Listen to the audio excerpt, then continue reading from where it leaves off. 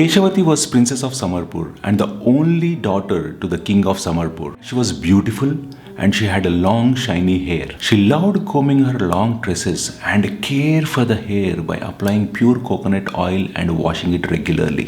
One day while walking in the garden, she grew curious to see a nearby village beyond the garden. That was a colony of people who used to serve the royal household. As she was strolling across, she saw a grinding mortar that produces coconut oil. As she was watching curiously how they produce coconut oil, one lizard jumped into the mortar and got crushed immediately. Ah!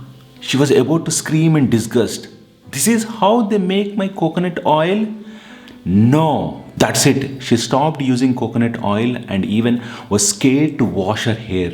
Days passed. In no time, her hair grew pale and lifeless. Looking at the bushy hair of the princess, people started talking that princess has become mad. The word spread wide and across. The word reached Manodhim, the prince of Rajpur, which was the neighboring kingdom of Samarpur. The prince was supposed to get married to Keshavati. He was a dynamic young man and was very charming and also emotionally intelligent.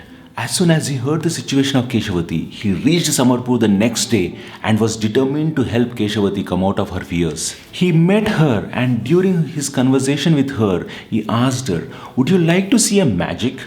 Keshavati was excited despite being in her own depressed situation. On his order, a large container was brought in there and was filled with water. As Keshavati was watching curiously, with a pair of scissors, he cut a piece of cardboard into the shape and size of a fish and made a hole at its center. He then let it float on water. As Keshavati was watching everything amusingly, Manodim asked her, "Can you move this fish without touching it or blowing air?" Keshavati observed the paper fish keenly and said, "No, I don't think I can." Manodim brought out a bottle and poured its content through the hole in the middle of the paper fish. Instantly, the paper fish started moving as if it has gotten life. After a long time, the princess smiled beautifully as if she found life not in the fish but in herself. Manodim said, "This is the life-changing liquid you need." As everyone was watching, the Princess Keshavati smiled beautifully and decided instantly to come out of all fears. Everyone present there sighed with relief. They knew the content of the bottle. It was just pure coconut oil. I am not promoting coconut oil, but definitely promoting empathy, the life-changing skill for you and people around you. This might look like a simple story, but this is the story of many young people in the world today. Many fears which are stopping them to live a fulfilling and happy life. 44% of Indian youth are in constant anxiety about their body and especially how they look compared to their friends.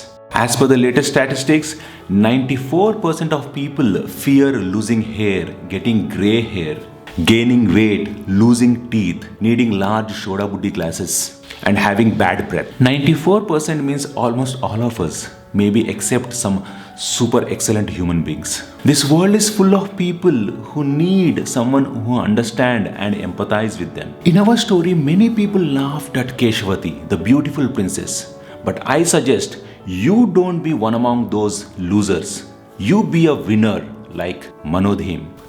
Understanding others' state of mind is a great asset for your success story, and it is technically called as empathy. Putting yourself in the shoes of others and understanding their point of view and their perspective is always an asset. It is like having an invisible link with someone which allows you to understand what they feel and experience. Understanding others' emotions, their feelings, and the ability to imagine what life is for another person is technically called as empathy. Empathy is ability to imagine what is life like for another person, even in a situation that we may not be familiar with. Friends, we all can help each other with this beautiful concept called empathy. Let us make this as a skill and help each other. Empathy is a learnable skill, and especially science says that when we have empathy towards each other, we excel together in academics, in career, and in life. Empathizing with others is not some favor we are doing for others. It is actually a need for ourselves, because empathizing with others, we actually learn how to regulate our own emotions. Let us learn this beautiful concept called empathy and help each other, especially with the emotions and feelings. In this YouTube channel, we train people systematically to learn about life skills to lead a happy and successful life.